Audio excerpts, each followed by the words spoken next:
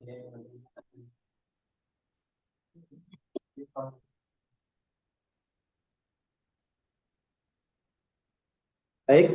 eh, Bapak Ibu sekalian, Assalamualaikum warahmatullahi wabarakatuh. Alhamdulillahirrabbilalamin, kita bersyukur di sore hari ini kembali VP Legal mengadakan webinar sebagai bentuk wujud edukasi kepada anggota Genpro maupun di luar Genpro yang ingin menimba ilmu bersama-sama. Bapak Ibu sekalian, materi kita di sore hari ini kita melanjutkan di materi satu bulan yang lalu. Kalau sebulan yang lalu kita diskusi terkait dengan legalitas secara umum, itu baik yayasan maupun corporate, yang kemarin kita memberikan gambaran secara umum. Untuk hari ini kita akan lebih spesifik, titik fokus pembahasan kita yaitu terkait dengan yayasan. Bapak Ibu, ini menarik karena ini ada di sekitar kita. Mungkin di antara Bapak Ibu yang ada di forum ini adalah pegiat yayasan, pendiri, pengurus, atau mungkin organ yayasan yang lain. Ini menarik untuk kita diskusikan. Sebenarnya ini sudah lama, ketentuan undang-undangnya sudah sejak 2001 begitu, tetapi kadangkala ada yayasan-yayasan yang sudah tumbuh dan berdiri jauh sebelum 2001, aturan main insya Allah kita sudah pernah ketemu, tapi setidaknya yang sedang jumpa di pertemuan hari ini, selamat kenal, semoga menambah saudara silaturahim kita. Bapak Ibu, saya hari ini diamanai di VP Legal, di Genpro, di Asosiasi Genpro yang secara fokus utama Genpro memang backup di ranah bisnis, corporate, UMKM, tetapi ada satu hal yang juga tidak ditinggalkan yaitu backup terkait dengan pengelolaan non komersial yaitu yayasan. Kemudian itu ada beberapa portofolio yang hari ini kami aktif di dalamnya. Kami ada di Dena Law Firm, kantor hukum yang terpusat di Surabaya. Kemudian ada lembaga edukasi Mitra Cerdas Hukum. Kemudian kami juga punya pengacara keluarga yang fokus untuk edukasi terkait dengan permasalahan-permasalahan di keluarga secara umum, ekonomi Islam, waris maupun sengketa keluarga.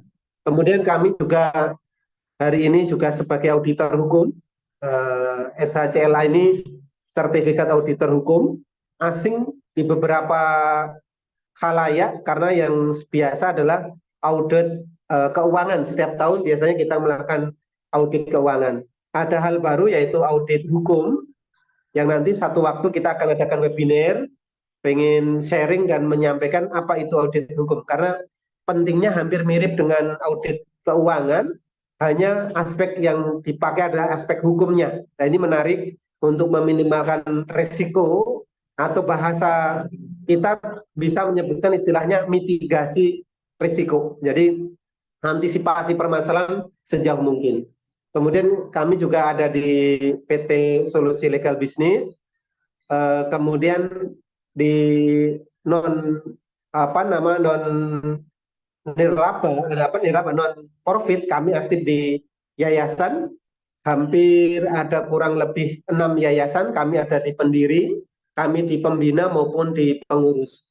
Bapak Ibu sekalian, terkait ini kami juga mendedikasikan satu buku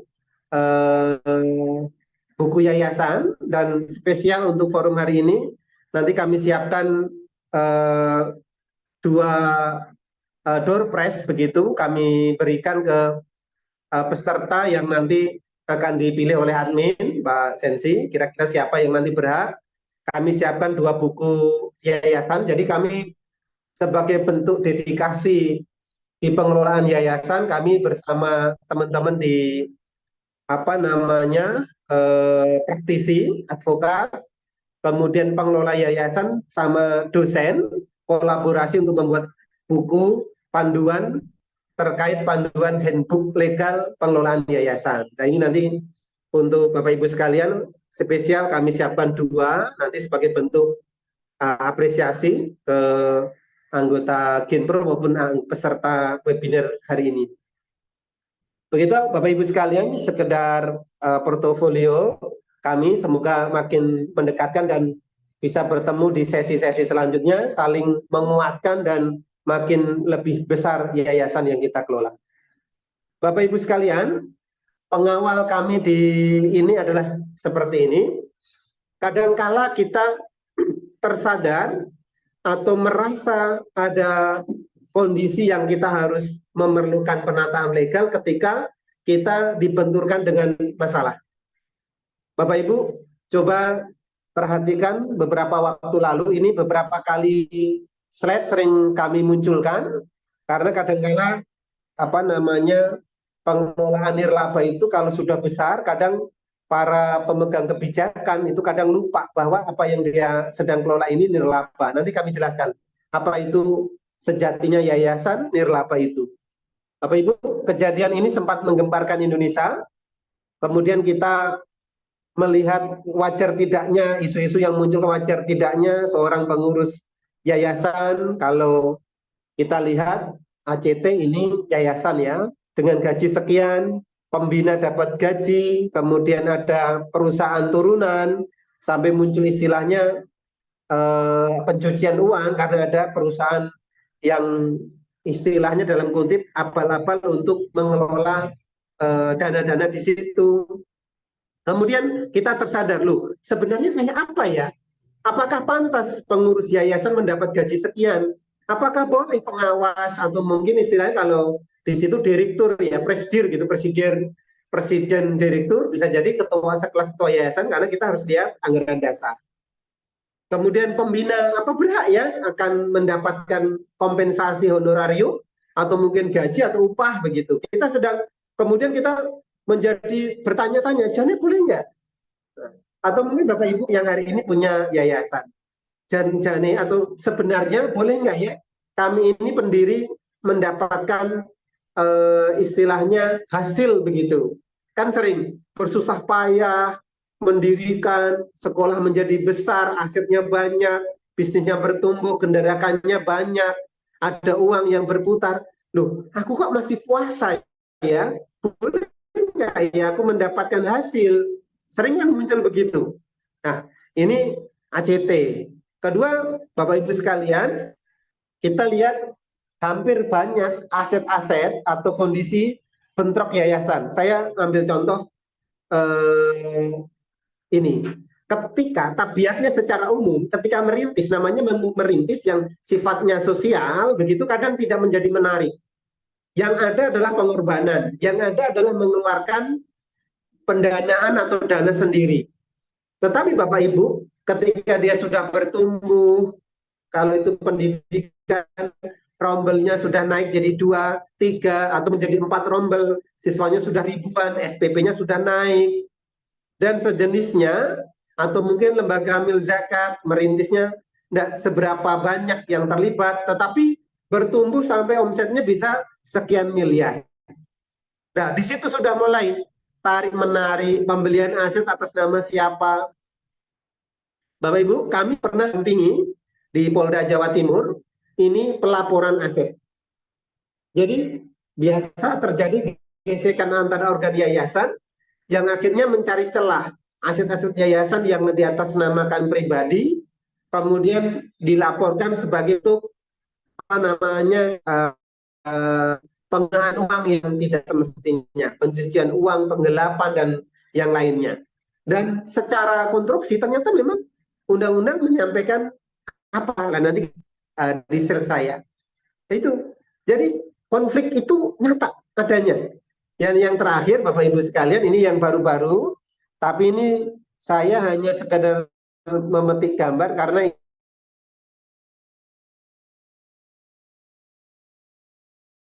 ini belum jadi fakta hukum. Hati-hatian di dalam pemanfaatan aset yang kaitannya dengan pihak ketiga. Kadang-kala hak pakai atau mungkin sejenisnya, kadangkala ada batasan-batasan, termasuk ketua yayasan maupun organ yayasan itu harus lebih hati-hati. Nah, Bapak Ibu, saya memulai presentasi saya dengan kesadaran kita, apakah kondisi di yayasan Bapak Ibu ada seperti ini, penggunaan atau overlapping organ yayasan, atau mungkin juga tentang aset-aset yang masih belum jelas, aset atas nama pribadi dipakai, atau aset yang yayasan yang diatasnamakan personal, atau mungkin penggunaan dana yang tidak terlaporkan. Nah, itu kira lebih Bapak Ibu, saya memulai presentasinya dari kondisi ini, tetapi marilah kita memulai ini dari awal dulu. Ini yang kita harus bersepakat menyamakan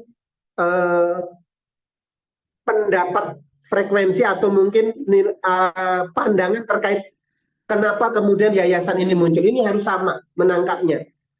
Kalau melihat yayasan dengan cara melihat corporate, perusahaan Bapak Ibu, maka yang terjadi nanti semangat yang muncul profit dan non-profit. Kalau bilang corporate, maka profit, nyari untung. Tapi kalau yayasan, apa? Kita lihat. Bapak Ibu, ternyata konsep yayasan ini sudah muncul itu jauh di era Pararoh. Pararoh itu para agamawan di era Romawi jauh dahulu. Namanya istilahnya Pararoh. Itu orang-orang, bahasanya ya orang-orang agama begitu ya, yang lebih dari 1000 tahun sebelum Masehi. Jadi dia udah ada dulu, yang kemudian kaitannya dengan memisahkan kekayaan dengan tujuan untuk keagamaan. Jadi pada waktu itu sudah muncul gerakan gitu para untuk memisahkan harta-harta yang itu didedikasikan untuk agama. Termasuk Xenophon itu juga sudah mulai muncul pada era itu, yaitu apa? Menyumbangkan tanah dan bangunan untuk kuil bagi pemuja ateis, Artemis pada waktu itu. Sifatnya sama Bapak Ibu, yang Paraoh maupun Xenophon, dia memisahkan. Jadi ada pemisahan harta pribadinya dikeluarkan untuk sosial. Bapak Ibu sekalian, termasuk Plato. Kalau Plato juga menyampaikan di 347 Masehi, disampaikan di situ, yaitu hasil pertanian dan dari tanah yang dimiliki untuk disumbangkan bagi akademi. Itu dikeluarkan. Jadi ada gerakan untuk mengeluarkan hartanya, itu dipisahkan kemudian untuk sosial. Nah, jadi Bapak Ibu, ketiganya polanya sama, yaitu apa? Untuk memberantas kemiskinan dan menanggulangi kesenjangan. Jadi semangat istilahnya pada waktu itu belum muncul kata yayasan, tetapi secara bentuk gerakan itu sama, memisahkan, yang tujuannya untuk sosial. Nah, ini kita bisa lihat Bapak Ibu sekalian di definisi. Nah, ini Bapak Ibu sekalian, biar kita lebih dalam, kita lihat bagaimana pembuat undang-undang, yaitu pada waktu itu di tahun 2004, yang pada waktu ini 2001 dahulu, 2001 masuk, kemudian 2004. Di undang-undang disampaikan, Bapak Ibu bisa diperhatikan, bahwa yayasan sebagai dasar hukum positif mendefinisikan begini, di Undang-Undang nomor 28 tahun 2004, yang itu merupakan perubahan dari Undang-Undang nomor 16 tahun 2001, yayasan adalah badan hukum yang kekayaannya terdiri dari kekayaan yang dipisahkan. Bapak Ibu, perhatikan, kekayaan yang dipisahkan dan diperuntukkan untuk mencapai tujuan tertentu di sosial, keagamaan, kemanusiaan. Bapak Ibu, jadi di undang-undang ini jelas. Bapak Ibu, pertama adalah dia badan hukum. Kalau kita bilang badan hukum, apa itu badan hukum? Bapak Ibu, saya beri penjelasan sedikit biar kita sama. Badan hukum ini subjek hukum. Apa itu subjek hukum? Dia pelaku. Subjek hukum itu akan ada apa, pribadi, kayak kita ini pribadi. Yang kedua badan hukum. Nah, badan hukum itu bisa berbentuk yayasan atau berbentuk PT. Yang nanti dia didelegasikan atau yang menggerakkan adalah kalau yayasan itu ketua yayasan, kalau PT nanti direkturnya. Nah, baik, nanti sesi tertentu kita akan bedah kalau Bapak Ibu memerlukan tentang badan hukum, nanti kita siapkan webinar. Tapi kita lebih lanjut, yaitu apa? Badan hukum yang kekayaan, jadi dia punya kekayaan di badan hukum. Yang kekayaannya dari mana? Yaitu dari harta yang dipisahkan. Pertanyaannya, hartanya siapa? Yaitu harta pendiri. Jadi Bapak Ibu, ini ada misalnya bisa 2-3 orang berkumpul, kemudian dia mengeluarkan, aku urun 1 juta, aku urun 2 juta, aku urun 3 juta, ada 6 juta. Jadi 6 juta ini itu adalah harta milik yayasan. Pertanyaannya, apakah itu masih atas nama pribadi? Masih atas ada hubungannya dengan pribadi? Tidak, Bapak Ibu. Ketika dia sudah mengeluarkan, memisahkan, itu sudah otomatis menjadi hartanya yayasan. Nggak ada kaitannya dengan pribadi. Nah, dari itu kemudian untuk apa? Dia untuk sosial, keagamaan, kemanusiaan. Bapak Ibu, itu definisi. Artinya apa? Dia nirlaba, dia sosial, dia non-profit Bapak Ibu. Kalau ada profit, sifatnya untuk mensupport kegiatan. Jadi boleh dia melakukan usaha, tapi mensupport, bukan untuk kepentingan dari pendiri atau pengurus, bukan. Tapi dia untuk mensupport, karena dia nirlaba, dia untuk sosial, keagamaan, kemanusiaan maupun keagamaan. Termasuk Bapak Ibu kalau ada pendidikan masuk di dalamnya. Oke, itu yang pertama definisi. Yang kedua adalah CT Kansil juga menyampaikan, yaitu apa? Melakukan kegiatan dalam bidang sosial. Kemudian Zainul Bahri juga menyampaikan hukum, badan hukum yang didirikan dengan tujuan tertentu, hampir mirip Bapak Ibu sekalian, dan punya kepentingan untuk sosial dan membantu masyarakat. Artinya 3 definisi ini semua sepakat kalau itu adalah nirlaba. Itu kepentingannya adalah untuk mesejahterakan. Bukan pribadi tetapi untuk sosial. Itu Bapak Ibu sekalian, definisi saya kira cukup. Kita coba lanjut begitu Bapak Ibu sekalian, yaitu tentang Bapak Ibu ini tentang dasar. Jadi di Indonesia, karena kita ini ada di Indonesia Bapak Ibu, aturan main tentunya hukum positif. Aturan mainnya adalah 4 hal ini. Jadi sejauh hari ini hanya ada 4 peraturan yang secara khusus mengatur tentang yayasan, yaitu Undang-Undang RI nomor 16 tahun 2001 tentang yayasan, kemudian Undang-Undang RI nomor 28 tentang perubahan atas undang-undang sebelumnya tadi, kemudian PP, ada 2 PP, yang terakhir PP nomor 2 tahun 2013 tentang pelaksanaan undang-undang tentang yayasan. Jadi aturan main tentang pengelolaan yayasan ada di 4 ketentuan ini Bapak Ibu sekalian. Nanti kalau Bapak Ibu ada kelonggaran silahkan di download, dicari di internet, semuanya ada. Baik Bapak Ibu sekalian, saya mulai masuk ke inti. Bapak Ibu yang dalam ruangan ini pernah tahu anggaran dasar siapa? Nah ini Bapak Ibu, Pak, kami ini tahunya ya sudah langsung ngurusin begitu, sudah jadi SK begitu. Tapi anggaran dasar kami tidak tahu Pak.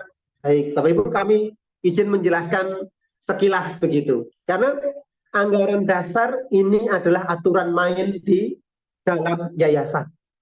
Kalau dahulu sebelum tahun 2001, masing-masing yayasan dia bisa melakukan perubahan atau melakukan aturan main tentang poin-poin di dalam anggaran dasar ini bisa sepanjang itu diputuskan oleh pendiri. Tapi hari ini semua anggaran dasar itu seragam. Jadi sama. Poin-poin besarnya ini sama karena dia mengambil dari turunan dari Undang-Undang 16 tahun 2001 yang tadi saya sampaikan di atas. Jadi Undang-Undang 16 tahun 2001 ini Ini yang aturan main di semua anggaran dasar. Jadi Bapak Ibu kalau pengen tahu anggaran dasar, Bapak Ibu cari akta pendirian yayasan. Bapak Ibu cari akta pendirian. Nah, akta pendirian yayasan itulah anggaran dasar yayasan. Apa Bapak Ibu sekalian? Akta pendirian itu adalah anggaran dasar dari yayasan. Nah, kita akan lihat Bapak Ibu sekalian, apa saja yang ada di dalam anggaran dasar. Ini poin-poin yang kadang seling kita lupa dari bawah. Bapak Ibu sekalian, pertama Bapak Ibu di sini ada kaitannya tentang hak dan kewajiban anggota pembina pengurus pengawas. Hak dan kewajiban dari pembina pengurus pengawas. Jadi aturan main tentang pengurus pengawas maupun pembina itu ada di anggaran dasar. Nanti kami cupilkan beberapa poin pengaturan tentang ini Bapak Ibu sekalian, tapi itu ada di sini. Apa itu final? Final. Kan itu undang-undang yang menentukan. Kalau ada ketentuan yang tidak sama dengan undang-undang, tentunya Bapak Ibu bisa menjawab sendiri. Semestinya itu tidak boleh. Kalau ada notaris yang mengesahkan anggaran dasar, dia ketentuannya ini mengecualikan apa yang diatur di dalam peraturan undang-undang, dalam konteks ini di dalam PP juga, turunannya di PP, nah ini menjadi problem tersendiri. Kemudian Bapak Ibu, di sini diatur. Nah ini Bapak Ibu, mohon maaf, tata cara penyelenggaraan rapat organ yayasan. Bapak Ibu, kenapa anggaran dasar itu mengatur sampai sedemikian rupa? Ini sering ada pertanyaan, kok jelimet ya Pak? Bapak Ibu, inilah yang saya bilang kalau istilah kita, pandangan, atau mungkin kalau kita istilah dengar basiroh gitu ya, pandangannya para perumus undang-undang itu jauh. Ini karena sosial, potensi masalahnya akan muncul. Karena tidak ada pemilik, tanda kutip Bapak Ibu, yayasan itu tidak ada pemilik. Kalau ada yang mengklaim aku pemilik yayasan, itu patut ditanyakan. Karena yayasan itu tidak ada pemilik. Tidak ada pemilik. Bapak Ibu nanti kita akan lihat. Pak, kan ada pendiri. Ada pendiri Pak. Oke, nanti kita lihat. Fungsi pendiri itu apa? Kita akan lihat. Apa yang saya sampaikan bukan asumsi atau opini saya, tapi ini terkait dengan pendapat, bukan pendapat, tapi undang-undang yang menyampaikan Bapak Ibu. Jadi kalau tadi Pak tata cara rapat kok diatur, termasuk itu kalau PT. PT juga begitu, tata cara rapat diatur. Kenapa? Meminimalkan potensi masalah. Bapak Ibu, kalau Bapak Ibu mungkin kalau hari ini mengurus yayasan sedang merintis, mungkin tidak kerasa. Tapi nanti kalau sudah mulai muncul unit sekolahannya banyak atau basnya omsetnya banyak, untuk mengganti kan ada, mohon maaf, kan ada umur setiap, mohon maaf, setiap pengurus dan pengawas itu kan ada umur 4 tahunan. Itu ketika nanti mau diganti, kalau sudah ada tren omset atau mungkin potensi yang besar, itu gesek-gesekan Bapak Ibu. Lah, mana yang menjadi standar aturan main? Nah, maka muncullah ini tata cara penyelenggara rapat organ yayasan. Jadi pengambilan keputusan kayak apa, kalau tidak quorum kayak apa, nanti teknisnya kayak apa, ada di situ. Hamin berapa harus diundang, macam-macam. Pak, kok jelimet ya Pak? Bukan jelimet Bapak Ibu sekalian, tapi itu aturan untuk meminimalkan konflik. Konflik. Kemudian Bapak Ibu, ketentuan mengenai perubahan anggaran dasar. Jadi perubahan anggaran dasar diatur. Apa saja yang boleh, nanti saya sampaikan. Diatur di anggaran dasar. Kemudian penggabungan dan pembubaran yayasan. Bapak Ibu, saya tidak mendoakan atau mendorong Bapak Ibu untuk membubarkan diri. Tapi kan ada kondisi. Ada kondisi Bapak Ibu. Satu waktu mungkin agak ada problem, ada masalah. Oh ini harus dibubarkan. Oh ini perlu digabungkan dengan yayasan ini, perlu diginikan. Sudah ada aturan main.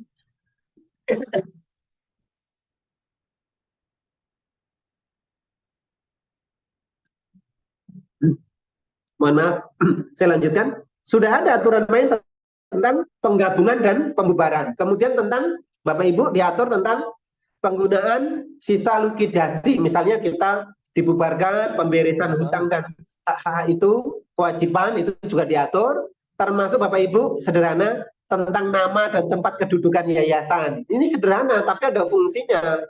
Di mana tempat kedudukan dan ininya. Kemudian diatur juga tentang Bapak Ibu nanti terkait dengan maksud dan tujuan. Kemudian jangka waktu. Ini sederhana. Ada yayasan yang dibuat hanya untuk 1-2 tahun atau yang selamanya. Ini sesuai kepentingannya. Ini diatur. Kemudian ini yang maaf Bapak Ibu sekalian, cuma kekayaan awal yang dipisahkan. Saya sering melihat pendirian yayasan yang mohon maaf. Ini yang tidak boleh, yaitu pemberian data yang tidak sesuai. Yaitu gimana Pak? Dia ketika mendirikan yayasan menulis harta yang disetor 200 juta. Ternyata faktanya yang disetor hanya berapa?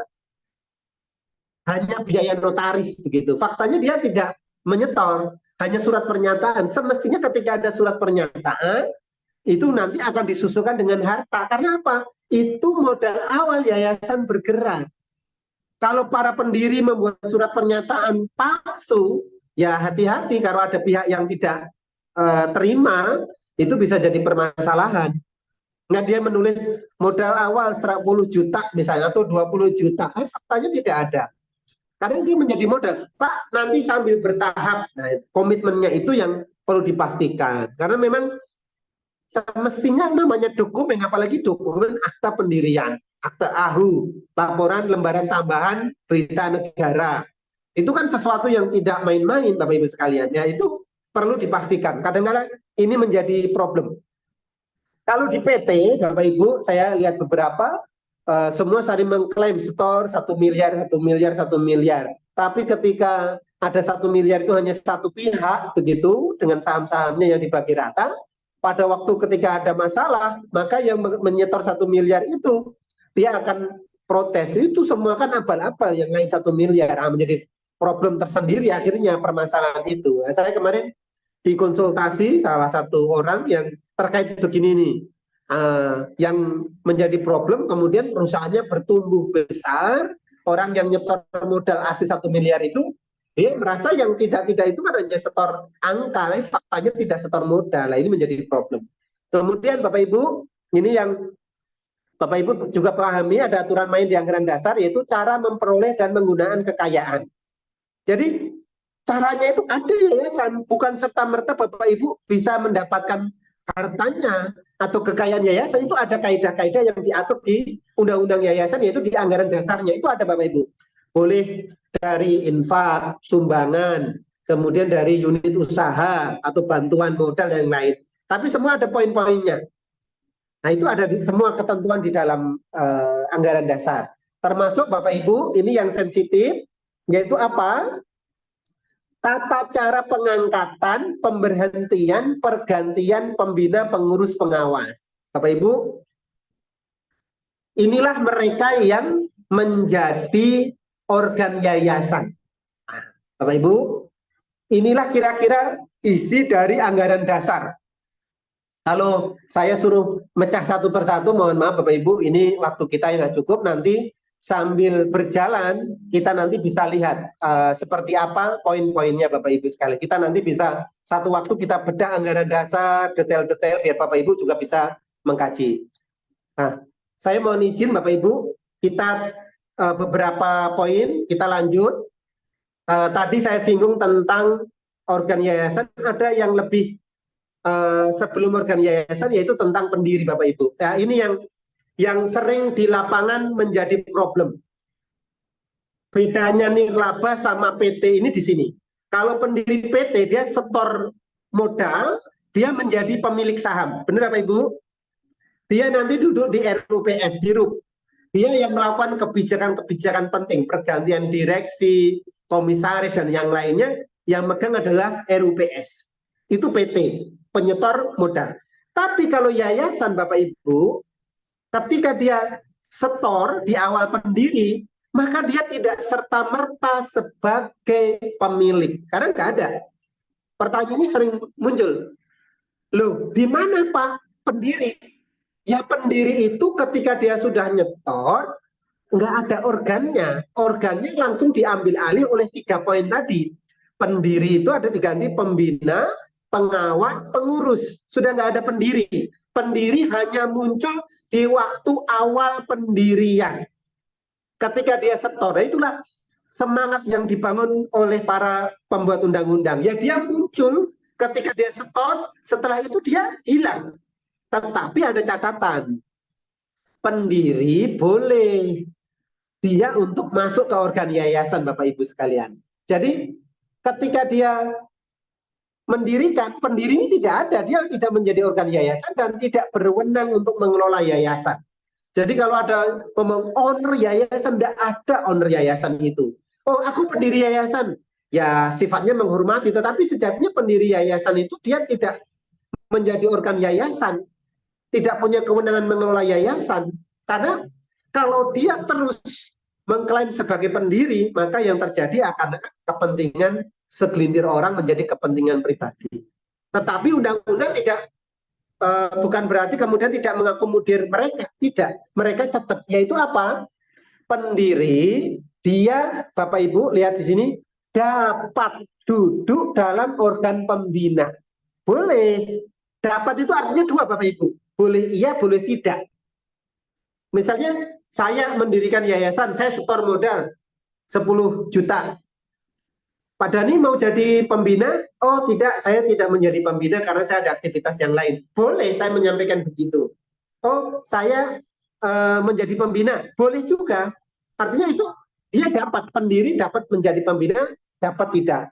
Ketika dia menjadi pembina, maka dia akan berperan sebagai pembina, bukan pendiri. Nah itu yang perlu dicatat Bapak Ibu. Sering ada muncul, Pak, apakah ada perlakuan khusus pendiri yang pembina dengan pembina yang bukan pendiri? Oh, tidak ada.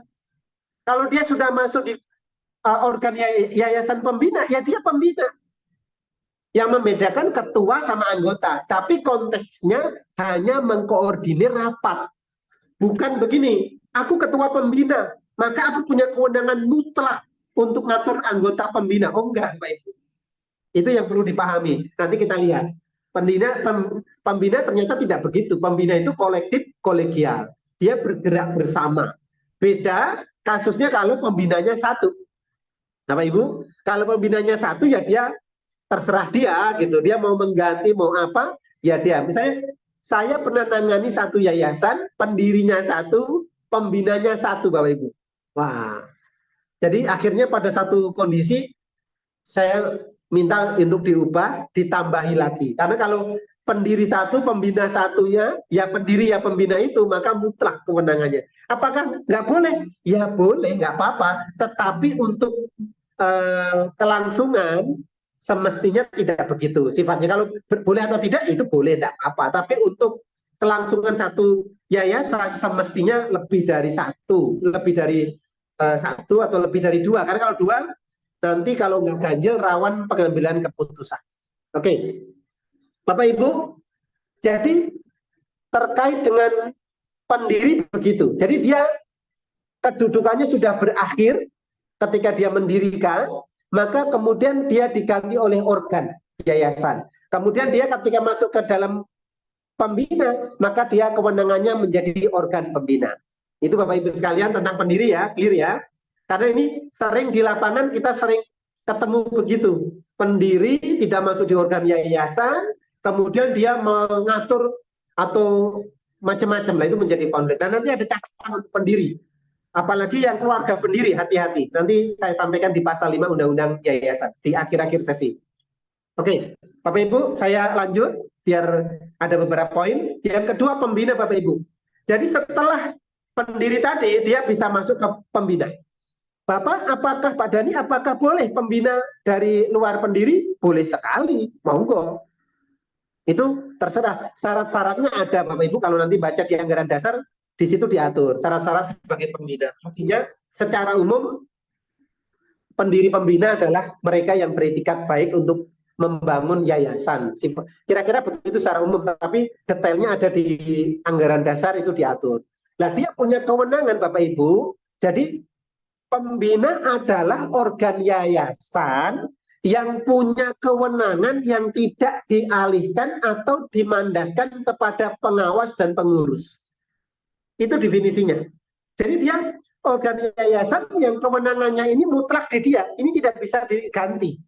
Yang pertama misalnya, keputusan mengenai perubahan anggaran dasar. Dia misalnya mau mengubah poin-poin di anggaran dasar, itu tidak bisa diganti pengawas maupun pengurus, nggak bisa. Itu mutlak yang harus rapat pembina. Nanti ada berita acara rapat pembina tentang perubahan anggaran dasar, itu bisa. Nah itu tentang perubahan anggaran dasar itu mutlak pembina. Yang kedua apa? Pemangkatan, pemberhentian anggota pengurus dan pengawas. Jadi pengurus pengawas mutlak Bapak Ibu sekalian, yang kewenangannya itu ada di pembina. Nah, Bapak Ibu, sering terjadi begini. Kemarin saya mendampingi Banyuwangi, itu ada kondisi menarik. Jadi pembinanya itu nama begitu. Biasa kalau di daerah begitu kita nyari beliau-beliaunya yang mungkin secara karismatik begitu, secara keilmuan atau mungkin secara usia lebih tua begitu dijadikan pembina, muda dijadikan pengurus. Nah, ternyata yang aktif mengembangkan yayasannya adalah pengurusnya. Nah, tiba-tiba ada masalah. Karena masalah, kewenangannya ada di pembina. Jadi pembina yang selama ini nggak pernah hadir di yayasan, tidak pernah rapat apapun, tiba-tiba dia sadar, loh, aku punya kewenangan besar ya, punya sekolah besar ya. Akhirnya apa? Pengurus yang tadi berdedikasi mengelola yayasan, dia diganti. Maka hati-hati. Mereka yang duduk di pembina itu, mohon maaf, bukan apresiasi. Artinya, Pak, kami pengen mengapresiasi orang itu masuk di pembina. Bapak Ibu hati-hati, karena dialah yang mempunyai kewenangan yang ini tidak bisa diturunkan. Makanya pembina, kalau Bapak Ibu pengen mengakomodir orang-orang agar masuk di dalam yayasan, jadikan penasehat. Loh, Pak Dani, kan itu tidak ada di organ yayasan. Ya nggak apa-apa. Bapak Ibu bisa menyampaikan penasehat, sifatnya memberi nasihat begitu. Tapi dia konteksnya bukan di organ yayasan, tapi dia sifatnya memberi masukan-masukan begitu. Itu untuk menghormati. Karena ketika pembina itu dipakai sebagai organ begitu, maka hati-hati ketika ada pengangkatan dan pemberhentian, itu rawan. Kemudian ketika Bapak Ibu ini yang sering, mohon maaf, pengurus yang ada di pengurus ini, penetapan kebijakan yayasan dalam tiap tahun itu pembina. Jadi kalau Bapak Ibu di pengurus, misalnya akhir tahun ada laporan begitu, kemudian ada rencana 1 tahun ke depan, kebijakan umumnya itu pembina harus tanda tangan, Ibu, harus ditetapkan begitu. Kadang-kadang ya sudah Pak, kami bergerak, berjalan, pembina tidak tahu ya Bapak Ibu. Ini yang saya bilang tadi, nanti akan menjadi masalah. Maka Bapak Ibu yang di pembina, ini perhatikan, setidaknya Bapak setahun sekali ketemu dengan pengurus untuk mensepakati ini. Oke, ada pertanyaan. Pak, boleh? Tidak boleh, Pak. Jadi pembina itu tidak boleh merangkap menjadi pengurus maupun pengawas. Termasuk Bapak sekalian, pembina itu apakah boleh jadi karyawan? Nah, ini sensitif nih. Bapak, pembina itu catatannya adalah dia tidak boleh mendapatkan keuntungan. Kalau dia mau ngajar, nggak apa-apa ngajar, boleh. Tetapi dia tidak boleh mendapatkan gaji, tidak boleh dapat upah, maupun keuntungan baik langsung tidak langsung, dan afiliasinya. Bayangin, afiliasi itu turunan ke bawah, ke samping 3 derajat.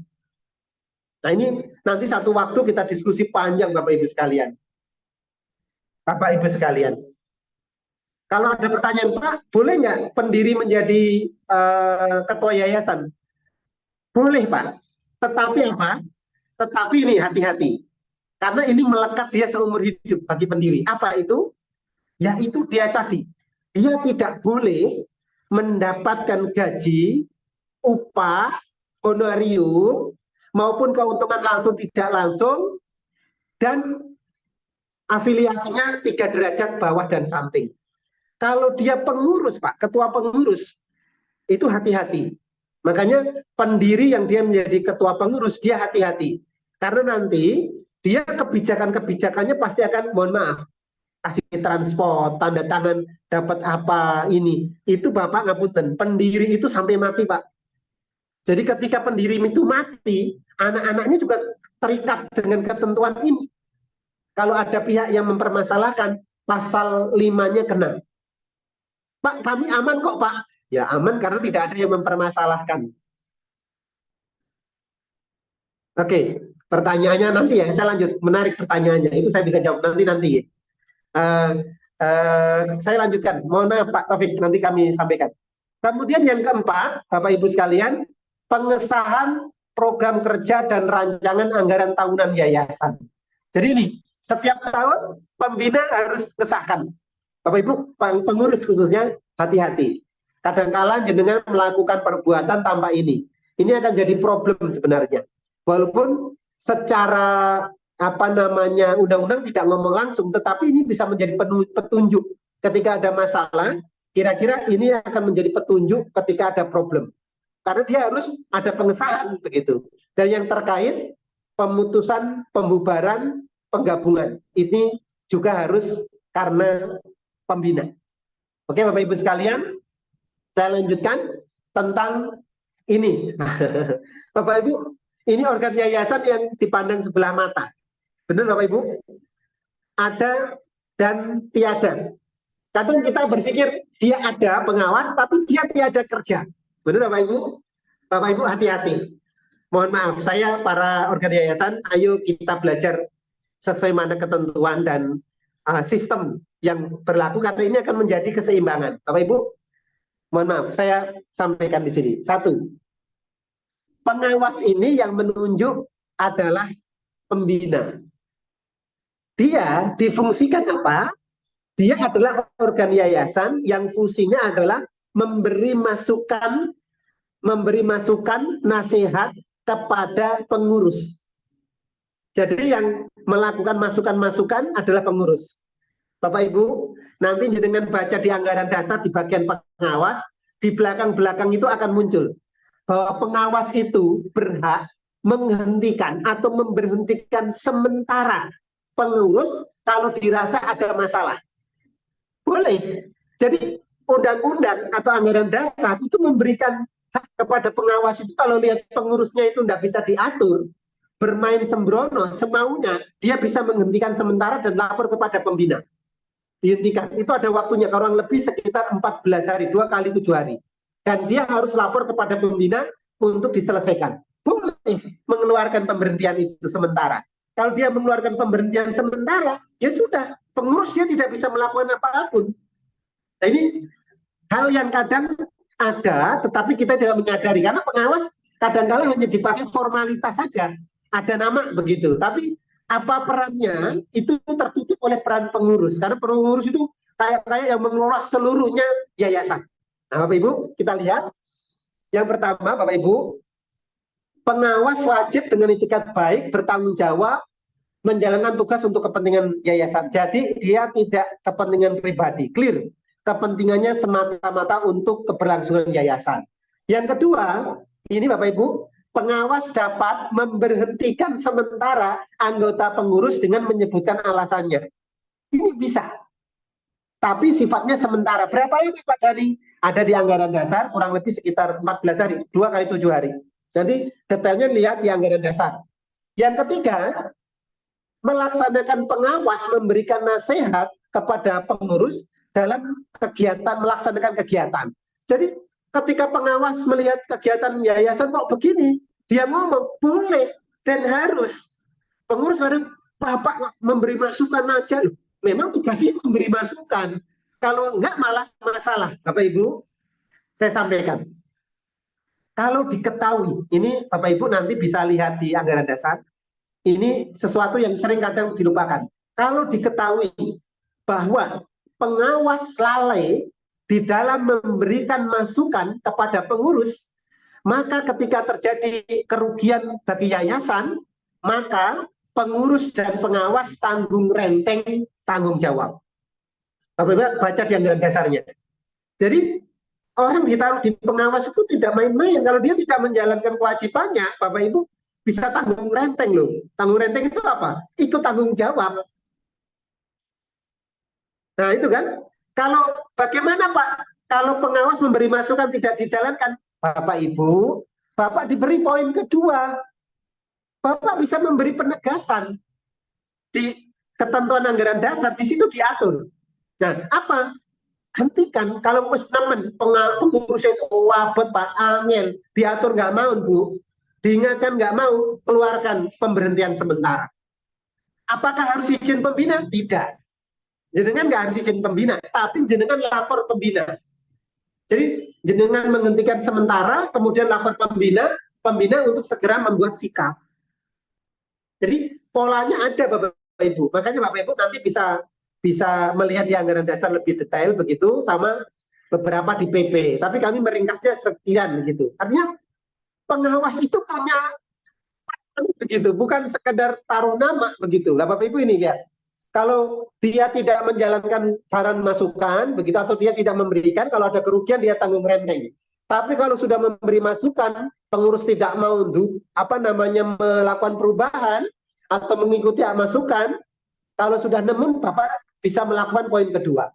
Dan yang ketiga Bapak Ibu, menetapkan kebijakan umum pengawasan kegiatan yayasan. Jadi semestinya setiap tahun begitu ketika ada raker itu, ada kebijakan umum yang ditentukan oleh pembina, pengawas juga akan menyampaikan ini poin-poin umum dalam kebijakan pengawasan ke depan. Misalnya pengawas akan turun ke yayasan melihat unit misalnya setiap 3 bulan sekali. Kemudian pengawasan apa? Jadi kebijakan-kebijakan umum itu harus ada di awal setiap tahun, bisa begitu. Oke Bapak Ibu, kalau kita diskusi terkait ini nanti panjang, tidak apa-apa, kita lanjutkan dulu Bapak Ibu, yaitu tentang pengurus yayasan.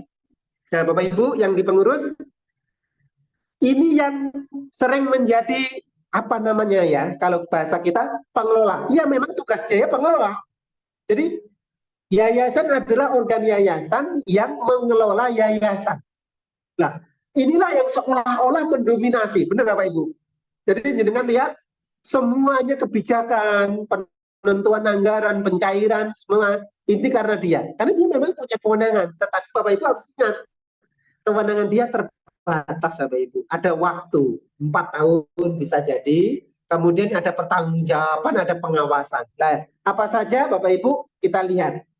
Yang pertama dia bertanggung jawab penuh atas kepengurusan yayasan. Jadi bergerak tidaknya itu tergantung dari ketua yayasan dan pengurusnya, sekretaris, bendahara, kabit-kabitnya maupun apa istilah yang Bapak Ibu pakai. Dia bertanggung jawab. Bapak Ibu, kemudian dia harus punya itikat baik Bapak Ibu, bukan untuk dirinya tapi untuk yayasan. Ini poin moral. 1 dan 2 ini kan poin-poin moralnya.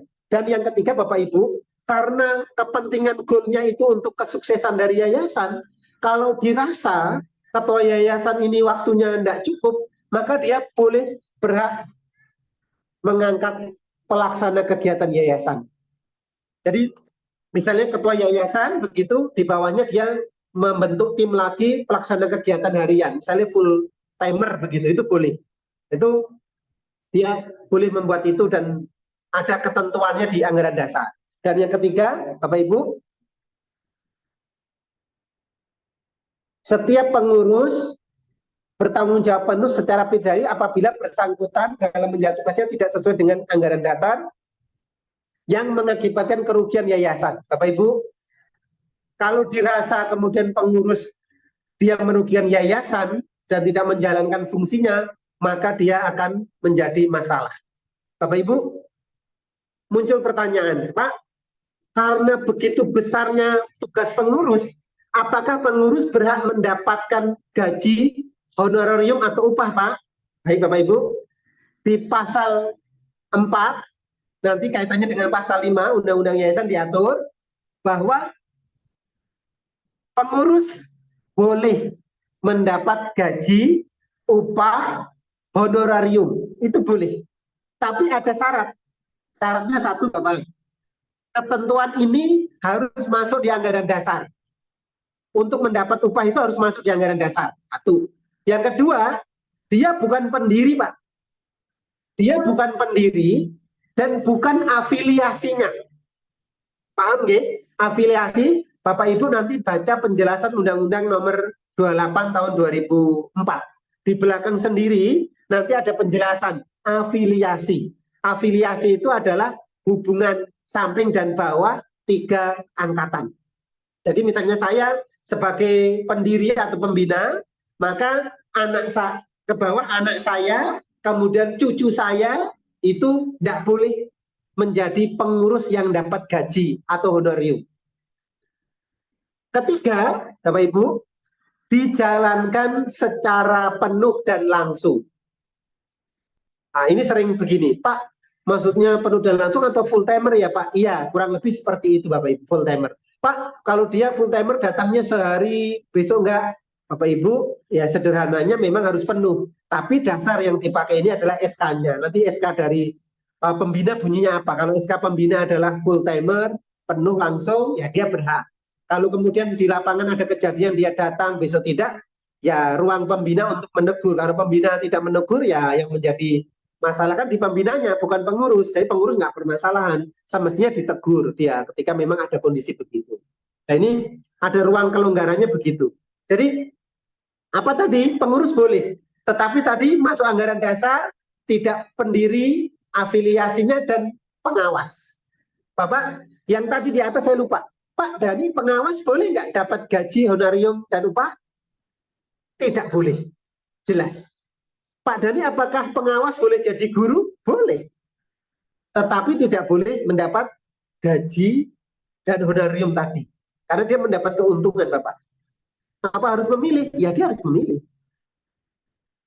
Jelas ya, ketentuannya seperti itu undang-undang.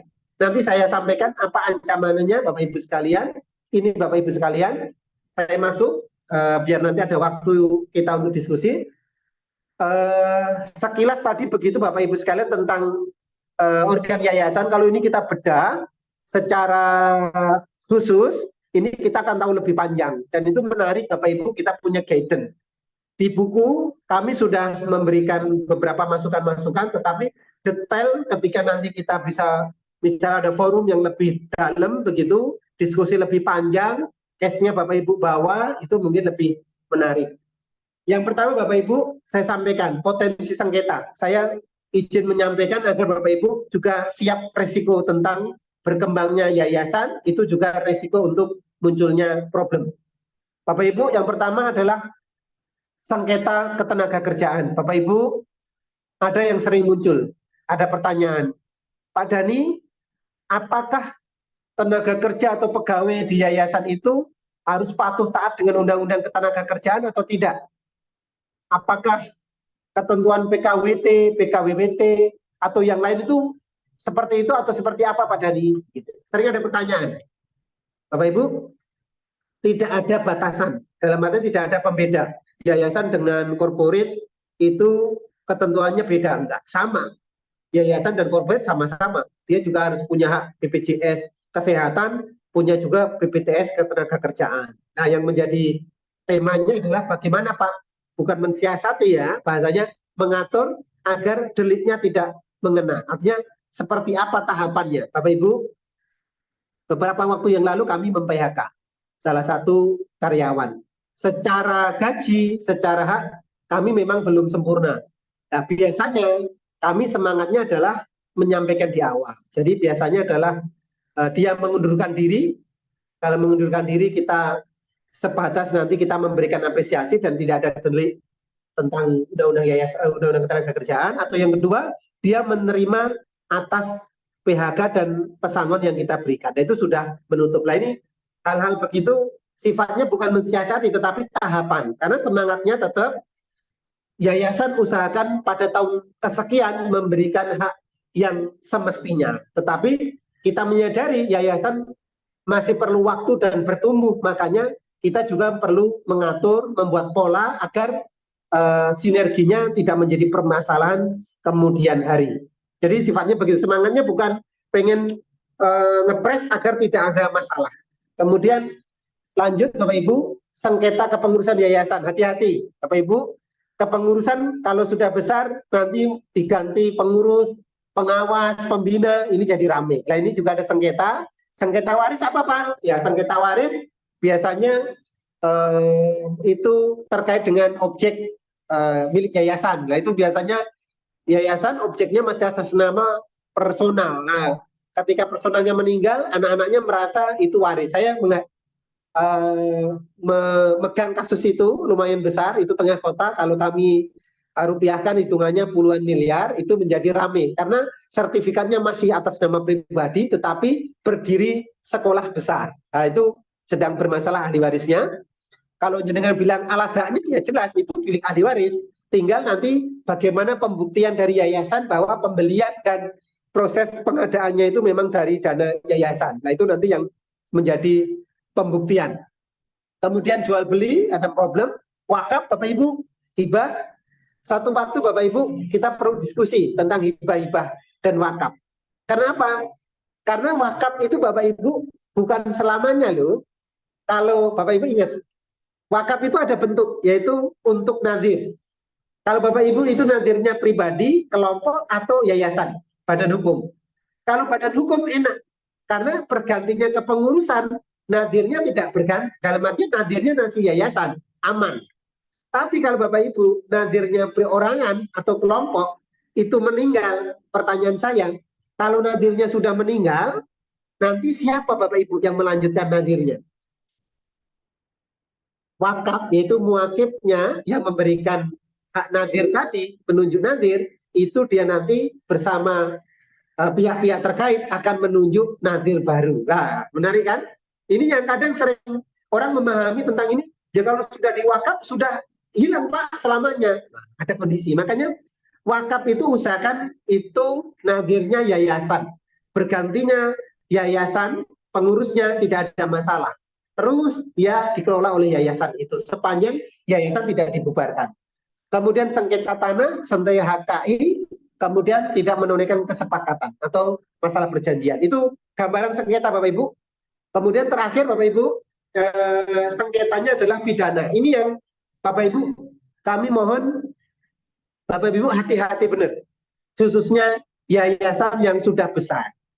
Bukan begini, bukan pemerintah yang turun ke yayasan untuk melihat kondisi ini. Hari ini memang belum ada Bapak Ibu. Pemerintah belum punya instrumen untuk masuk ke dalam yayasan untuk menilai, melihat satu persatu. Beda kalau perbankan begitu kan sudah ada OJK yang harus ada laporan rutin, memantau dan macam-macam. Yayasan itu belum. Seperti koperasi misalnya, sejauh hari ini juga ada sifatnya pelaporan-pelaporan tapi tidak sampai ada efek jera yang dalam. Misalnya ada pidananya. Tapi Bapak Ibu kalau nanti lihat undang-undang koperasi yang baru, itu sudah ada ruang sebagaimana OJK. Bisa masuk ke dalamnya dan ada potensi pidananya. Nah, di yayasan itu hanya ini. Pidana yayasan itu hanya ini. Pasal 5. Jadi inilah undang-undang pidana yayasannya itu ya hanya ini pasal 5. Yang penjaranya paling lama 5 tahun. Bapak Ibu, saya menyampaikan begini, apakah tidak mungkin satu waktu pemerintah ini menyiapkan instrumen untuk melihat ini Bapak Ibu? Apa? Melihat tentang aliran-aliran dana. Ini kalau instrumennya disiapkan pemerintah loh. Kalau tidak, yang kedua, Bapak Ibu, mohon maaf, kalau ada orang yang sakit hati Bapak Ibu, yaitu siapa? Antar organ yayasan.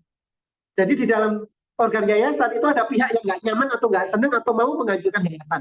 Dia ambil data-data terkait, dia laporkan ke polisi. Pidananya masuk Bapak Ibu. Jadi yang Bapak Ibu hari ini mengelola yayasan tidak ketemu kondisi ini, bisa jadi karena memang tidak ditemukan kondisi ini, ya Alhamdulillah. Tapi bukan berarti kita ngomong tidak ada potensi. Karena kalau nanti Bapak Ibu ditemukan kondisi ini, apa itu begini Bapak Ibu? Kita baca. Kekayaan yayasan, baik berupa uang, barang, maupun kekayaan lainnya yang diperoleh yayasan berdasar undang-undang ini, dilarang dialihkan, dibagikan secara langsung maupun tidak langsung kepada pembina, pengurus, pengawas, karyawan, dan pihak-pihak yang lain. Nah, ini pidananya. Termasuk juga ini ketentuan ini kalau dialihkan kaitannya dengan ketentuan pasal sebelumnya, yaitu apa? Pendiri yang mendapatkan gaji upah honorarium. Itu tidak boleh. Pendiri dan turunannya 3 tingkatan, itu tidak boleh Bapak Ibu. Kalau nanti ada Bapak Ibu bisa, mohon maaf, ada pihak yang nggak senang Bapak Ibu bisa. Makanya kehati-hatian benar, karena semangatnya adalah nirlaba, bukan kepentingan dari pribadi. Maka saya sampaikan, Masya Allah, luar biasa pembuat undang-undang ini, dia memberikan aturan-aturan main yang detail begitu, yang bagus untuk antisipasi orang-orang yang berkepentingan pribadi. Nah, Bapak Ibu, kurang lebih itu yang bisa saya sampaikan gambaran umum, karena kalau kita mendetailkan lebih detail, kami menyebutkan istilahnya total legal yayasan. Jadi kami membuat ada 8 poin begitu, yang mungkin satu waktu, yang kemarin di webinar bulan lalu kami sudah sampaikan, yang hari ini kami sampaikan cuplikannya. Yang secara detail tadi beberapa poin sudah kami angkat. Kurang lebih begitu Bapak Ibu yang bisa kami sampaikan di kesempatan ini. Saya kembalikan ke Mbak Sensi atas waktunya, kami ucapkan terima kasih. Matur nuwun, saya tidak tutup membuka ruang tanya jawab. Saya kembalikan ke Mbak Sensi. Terima kasih. Monggo Mbak Sensi. Ya, baik. Terima kasih Pak Dani yang sudah menyampaikan materi ya. Masya Allah, mungkin banyak ruang-ruang pikiran baru yang akhirnya terbuka, begitu ya. Banyak juga pertanyaan-pertanyaan yang akhirnya muncul gitu ya. Saya saja yang tidak berkecimpung di dalam yayasan merasa, wah, ini suatu hal yang patut dipelajari bagi yang masyarakat umum gitu ya, apalagi yang berkecimpung dan langsung terjun di dalamnya. Ya, kami membuka ruang diskusi kepada Bapak Ibu semua yang ingin bertanya, silahkan raise hand dan bisa berkomunikasi langsung dengan Pak Dani. Silakan Bapak Ibu semua. Ada yang ingin bertanya? Mbak Sensi, itu banyak pertanyaan di chat, perlu kami jawab langsung atau nunggu? Kita buka raise hand dulu aja deh Pak. Oke, siap. Ya, agar case-nya lebih masuk gitu ya. Yang pertama ada dari Pak Miza Elman dari Jakarta, silakan Pak. Ya, terima kasih Pak Dani, Mbak Sensi. Ini Pak Dani, pertama mau tanya nih, apakah kalau kita yayasan nih, kita sudah agak besar, kemudian ada perusahaan yang mau jual sahamnya nih, terus ya kita beli aja gitu, kan itu bisa buat profit, perusahaannya kan bisa buat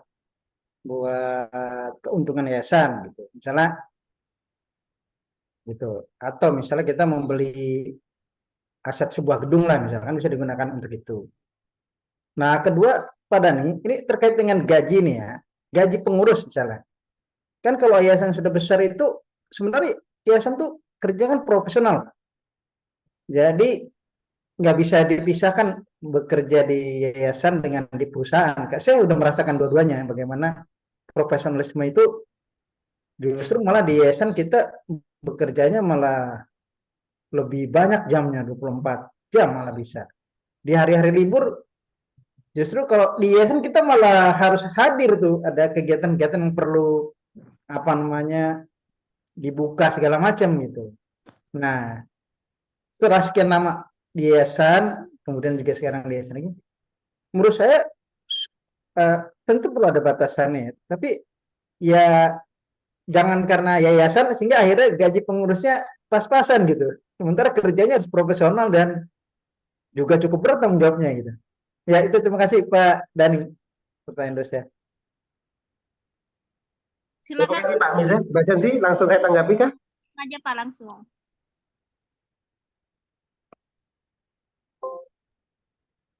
Langsung kami tanggapi Mbak Sensi? Ya, langsung dijawab aja Pak. Oke, baik. Yang pertama Pak Mirza, terima kasih atas pertanyaannya. Jadi perusahaan yayasan boleh Pak untuk beli saham atau masuk, tapi ada batasan Pak. 25% dari harta yayasan. Jadi di anggaran dasar diatur, saya Bapak nanti bisa lihat di anggaran, itu yayasan boleh menyertakan atau mendirikan yayasan, mendirikan PT, atau menyertakan modal ke PT yang sudah established, begitu sudah bagus, tapi ada batasan jumlahnya. Artinya tidak di-loss. Nah ini menariknya undang-undang. Jadi diberi ruang ketika nanti diberikan semua, kekhawatirannya kegiatan utama yayasan berubah menjadi bisnis, kan begitu. Jadi itu ada batasan kalau kurang lebih sekitar 25%.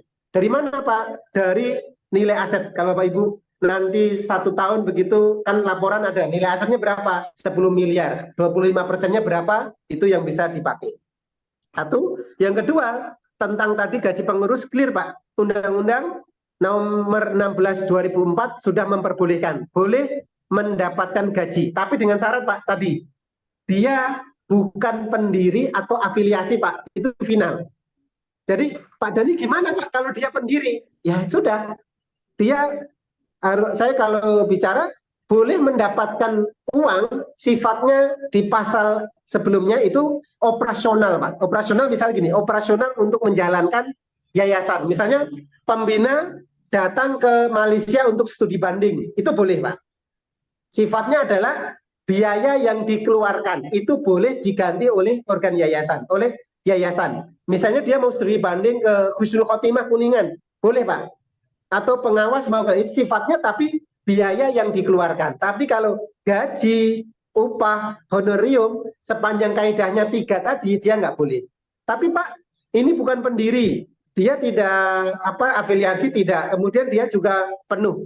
Gajinya berapa Pak? Undang-undang tidak ngomong standar Pak. Sepanjang yayasan siap dan ada silahkan.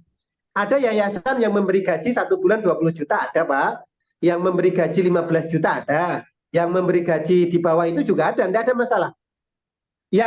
Yang mungkin kemarin sempat ramai, Pak, ini boleh tidak? Kalau Bapak lihat putusan pengadilan terakhir, dia tidak ngomong tentang besarannya itu delik hukumnya. Bukan dia dapat gaji 200 juta kemudian menjadi delik hukum kemudian pidana, tidak. Tapi itu yang kemudian dimunculkan menjadi pantas tidak pantas karena ini lembaga zakat kan begitu. Tapi di konteks di ketentuan undang-undang tidak. Pak, kami pendidikan monggo dikembalikan kekuatan yayasan. Biasanya di beberapa yayasan itu pakai tema yaitu hierarki Pak. Paling tinggi ketua yayasan turun ke sekretaris, kabid, kepala sekolah bisa begitu. Monggo temanya dikembalikan. Itu Pak Mirza juga bisa membantu. Terima kasih Pak. Sama-sama. Ya, baik, kita ke penanya selanjutnya. Di sini ada Pak Taufik yang sudah raise hand. Silakan Pak Taufik.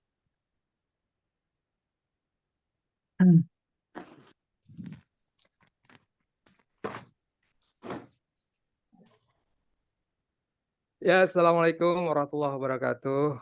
Waalaikumsalam warahmatullahi wabarakatuh.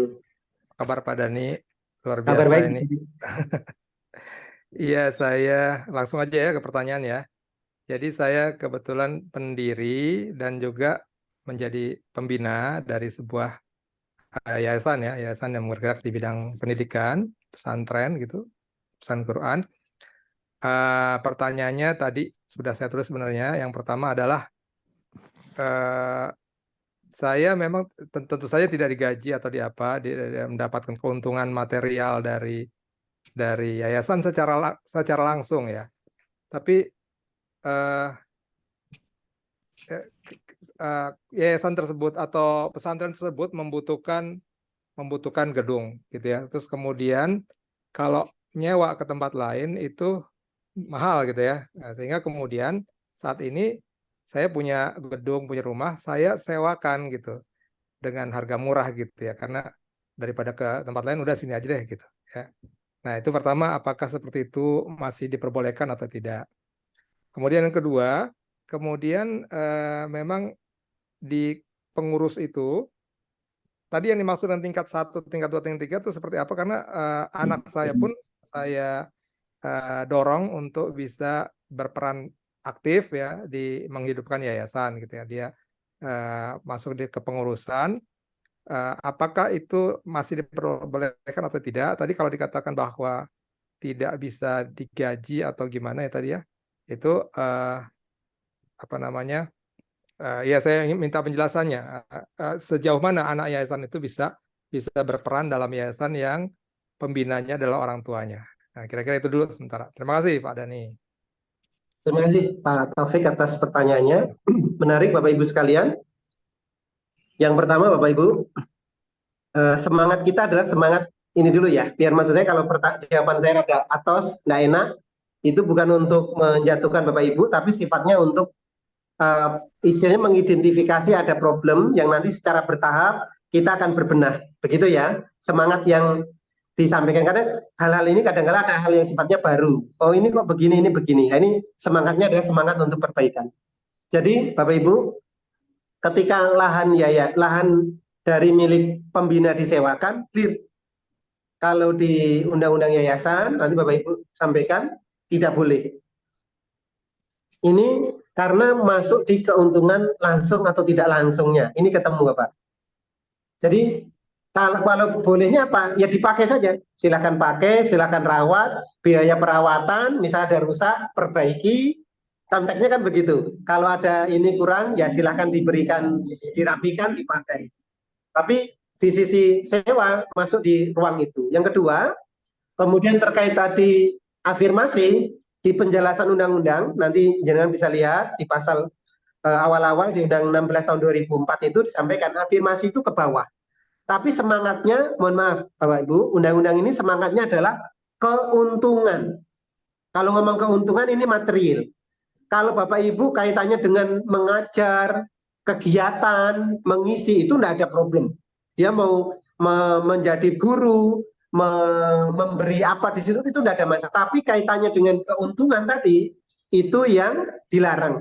Maksudnya afirmasi itu apa? Turunan ke bawah. Misalnya Pak Taufik, anaknya, cucunya, turunan ke bawah 3 tingkat. Cucunya ke bawah, itu tidak boleh mendapatkan keuntungan langsung, tidak langsung.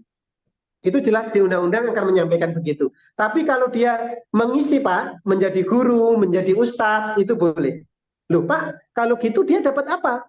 Itu Pak, biaya yang timbul itu boleh diganti oleh yayasan. Biaya yang timbul apa? Misalnya dia tadi studi banding, rapat ini kan, secara detail memang undang-undang tidak ngomong, tapi itu sepanjang menjadi biaya dia menjalankan fungsi tugasnya, maka dia bisa diganti oleh yayasan. Memang tidak mendetailkan begitu di undang-undang yayasan, tapi kami tangkap bahwa karena tidak detail konteksnya, karena itu biaya yang timbul, semangatnya itu agar tidak menjadi beban organ yayasan untuk menanggung itu. Begitu Pak Taufik, mohon maaf. Bisa sebentar menimpali sedikit ya. Ya, siapa Taufik?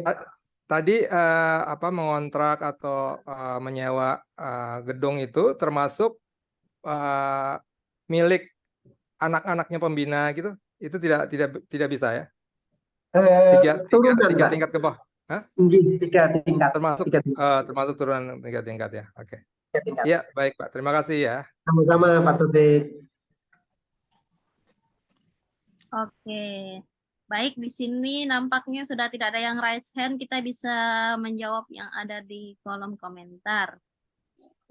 Dari mana?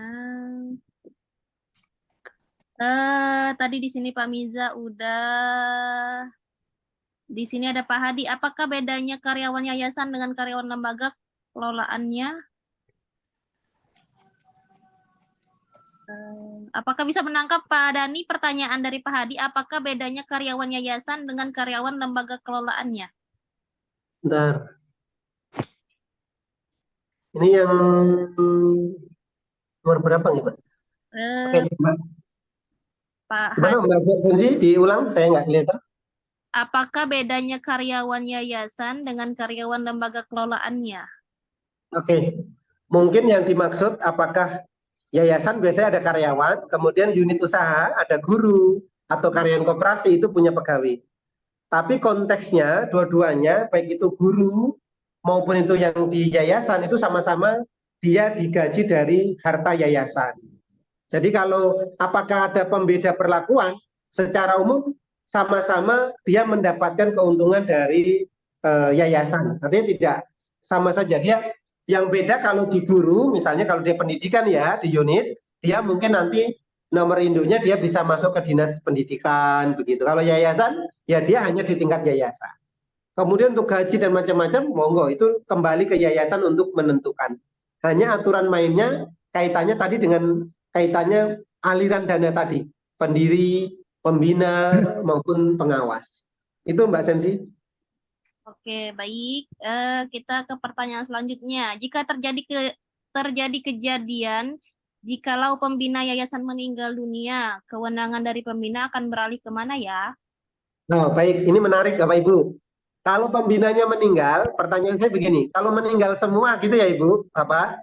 Kalau meninggal satu kan gantilah. Kalau meninggal semua, maka yang menggantikan adalah, ini Bapak Ibu, biar sama ya, yaitu rapat gabungan antara pengurus dan pengawas. Jadi pengurus dan pengawas nanti akan ada rapat gabungan menentukan siapa yang menjadi pembina. Siapa yang mengundang rapat? Di anggaran dasar sudah ada. Nanti pengurus yang akan mengundang pengurus dan pembina. Pak, pengawasnya ternyata tidak ada juga. Ya nanti pengurus otomatis yang tinggal rapat menentukan. Artinya kalau pembina tidak ada, maka nanti yang ganti rapat gabungan. Rapat gabungan siapa? Rapat gabungan pengawas dan pengurus menentukan pembina. Gitu nggih. Bukan ahli waris pembina loh ya. Oh pembina meninggal, ahli warisnya tidak ada. Clear itu. Lanjut Mbak Sensi.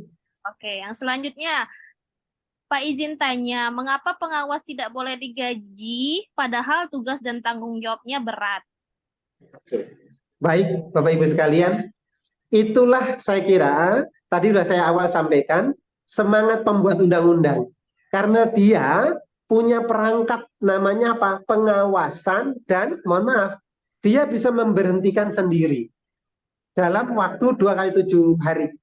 Jadi untuk apa? Mengurangi atau meminimalkan kepentingan pribadinya. Kalau dia dapat gaji begini, bayangkan Bapak Ibu, pengurusnya gajiku enggak kalau nggak mau diundak tak cepet pecat. Nah, itu yang mohon maaf, undang-undang sudah memotret itu, makanya tidak beri itu. Oke, lanjut. Oke, lanjut. Ini tadi pertanyaan tentang guru karyawan di satu lembaga sekolah yang didirikan, bolehkah jika pengurus menjadi guru atau karyawan di suatu lembaga sekolah yang dia dirikan, bolehkah menerima gaji? Oke, baik. Ini kalau pengurus jadi guru boleh dapat gaji. Tapi kalau pengurusnya ini pendiri, tidak boleh. Kembalinya ke poin awal tadi pasalnya, pendiri itu dia akan melekat dan dia tidak boleh. Kalau dia mau, boleh nggak dia jadi guru? Boleh, silahkan. Kalau pendiri mau jadi guru boleh. Yang tidak boleh apa? Kalau dapat keuntungan tadi, upah, honorarium, gaji, itu tidak boleh.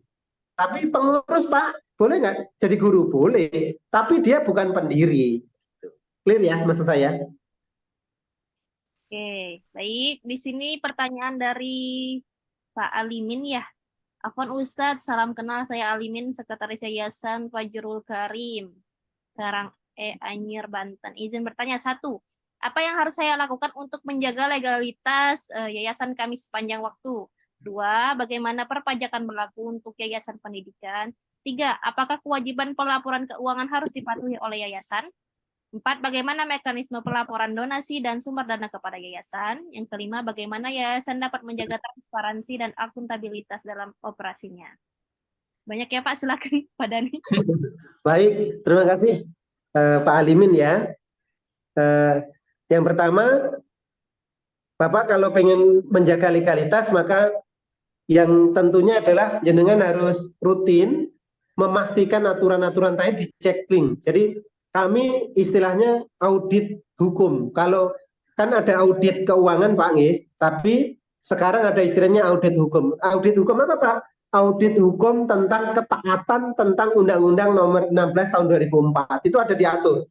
Yayasanku sudah sesuai itu enggak ya? Nah itu bisa dilihat nanti. Poin-poinnya udah masuk belum?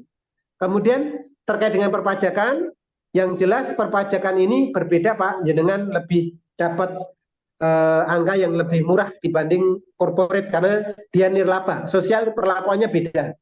Itu kemudian apakah ada kewajiban pelaporan keuangan yang harus dipatuhi oleh yayasan? Pelaporannya ya secara umum pelaporan Pak, itu Bapak bisa lakukan. Nanti kalau di pajak biasanya sudah ada apa namanya standarnya begitu ya. Yang tentu yang jelas setiap tahun sekali. Kemudian bagaimana mekanisme pelaporan donasi dan sumber dana yayasan? Dipastikan Pak, kalau sumbernya itu dari wakaf, maka pastikan yayasan punya nadir atau kerjasama dengan nadir resmi. Kalau yayasan sudah menjadi nadir resmi dari BWI, maka ini menjadi keuntungan. Bapak bisa melakukan fundraising lewat itu, pelaporannya nanti sistemnya di BWI. Kalau Bapak dari kerjasama menjadi sinergi dengan nadir yang lain, nanti pelaporannya sesuai lembaga nadir. Kalau Bapak dari zakat infak, maka jenengan harus menjadi UPZ atau memulai badan zakat gitu, BAS, badan amil zakat, baik tingkat daerah, provinsi atau nasional. Bapak sinergi atau menjadi UPT, UPZ. Itu. Kemudian yang kelima, bagaimana yayasan dapat menjaga transparansi dan akuntabilitas dalam operasional. Bapak rutin lakukan, mohon maaf, audit keuangan di KAP. Kami ngelola yayasan itu rutin tiap tahun, kami audit eksternal Pak ke KAP, kami diaudit, dinilai sebagaimana perusahaan, dan itu menunjukkan profesional keuangan lembaga. Saya mendorong Bapak Ibu sekalian yang lembaganya sudah besar, mari open untuk diaudit keuangan. Cukup Mbak Sensi? Sudah azan maghrib di Bapak Ibu? Iya. Oke Pak, ini Oke. terakhir ya. Dari tadi meneruskan pertanyaan Pak Taufik. Misalnya Pak Taufik bikin PT, kemudian yayasan sewa ke PT punyanya Pak Taufik, apakah boleh? Oke. Baik Pak Taufik. Eh, apa namanya, ini memang beda tipis. Tapi semangatnya, kalau saya case-nya harus ketemu langsung. Tapi semangatnya adalah kalau itu ada keuntungan langsung tidak langsung, maka itu tidak boleh. Saya punya cerita begini Bapak. Jadi ada satu lembaga yang dia membesar Pak, dia pendiri. Karena dia tahu bahwa lembaga ini suatu waktu akan besar, maka dia menggabungkan yayasan ini ke yayasan yang baru. Di yayasan yang baru dia tidak masuk pendiri. Tapi yayasan ini masih di dalam kontrol dia tidak langsung. Akhirnya apa? Dia membuat PT. Nah, PT inilah yang kemudian bersinergi. Alhamdulillah ini bisa. Begitu nggih. Mungkin detail nanti satu waktu kita bisa ngobrol lebih dalam Pak Taufik, karena ini diskusinya rada lebih meluas begitu nggih. Karena kalau tanya boleh tidak boleh, saya akan jawab tidak boleh karena ada keuntungan tidak langsung. Begitu Bapak Ibu sekalian, karena sudah maghrib mungkin di Bapak Ibu sekalian, saya mohon izin mengakhiri sesi agenda kita di hari ini. Semoga menjadi kebaikan untuk kita semua. Saya kembalikan Mbak Sensi. Kami di tim VP Legal siap untuk bekerja sama, sinergi ke Bapak Ibu sekalian untuk mengembangkan lembaga ini menjadi lebih baik dan lebih besar. Dari saya cukup sekian, saya kembalikan ke Mbak Sensi. Matur suwun Mbak Sensi. Oke, baik. Assalamualaikum warahmatullahi wabarakatuh. Waalaikumsalam warahmatullahi wabarakatuh. Waalaikumsalam warahmatullahi wabarakatuh. Bapak Ibu semua, mohon maaf semua pertanyaan tidak bisa tercover ya, karena memang keterbatasan waktu, berbeda jam juga. Di Pak Dani sudah maghrib, di saya masih setengah jam lagi gitu ya. Kami membuka ruang diskusi lebih intens dengan kami membuka pelatihan building legal system yang insya Allah akan dilaksanakan tanggal 20 sampai 21 Oktober di Hotel Ibis Style Sunter Jakarta. Silakan untuk Bapak Ibu yang berminat untuk akhirnya diskusi lebih dalam terkait yayasannya, case by case gitu ya.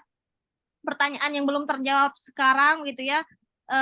Nampaknya misalnya nih, saya nih yayasannya bakal besar nih, sebesar dengan omset yang banyak, dengan aset yang banyak, untuk menghindari berbagai konflik yang akan terjadi di depannya, saya butuh diskusi lebih dalam kepada Pak Dani dan timnya. Silakan Bapak Ibu semua untuk bisa mendaftar pelatihan building legal system batch kedua. Ini sudah dilakukan kedua kalinya, sudah terselenggara di bulan Februari atau Maret di batch pertama.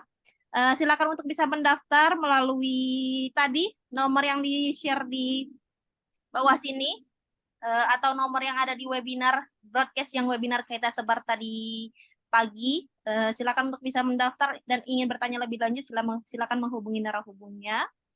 Ya, Karena waktu membatasi pertemuan kita pada sore hari ini, mohon maaf, kami sekali lagi mengucapkan permohon maafan tidak bisa mengcounter menjawab semua pertanyaan Bapak Ibu semua.